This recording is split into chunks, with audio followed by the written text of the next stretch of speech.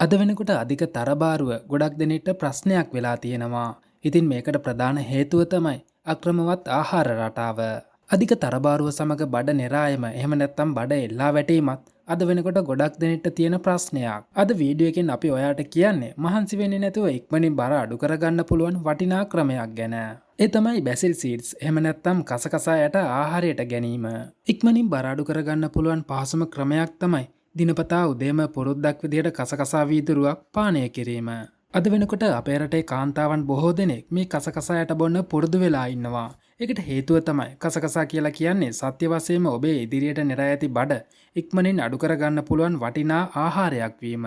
ඒ වගේම තමයි මේකේ ඇත්තම ප්‍රතිඵලය අද වෙනකොට ගොඩක් දෙනෙක් අත්විඳලා තියෙනවා. ඔබේ ප්‍රදේශයේ ඇති සිල්ලර වෙළඳසැල් වලින් පහසුවෙන් මේ කසකසායට ඔබට මිලදී ගන්න හැකියාව තිබෙනවා. දිනපතා ඔබ නිින්දට යාමට පෙර වතුර වීදුරුවක් ගෙන ඒට කසකසායට තේ හැන්දක් පමණ එක් කරන්න. ඊට පසු දින අවදි වූ පසු හොඳින් කට සෝදා මේ කසකසායට වීදුරුව පානය කරන්න. දින 20ත් 30ත් අතර කාලයක් මේ විදිහට දිනපතා කරද්දී ඔබට ප්‍රතිඵල දැක ගන්නට පුළුවන් වේවි.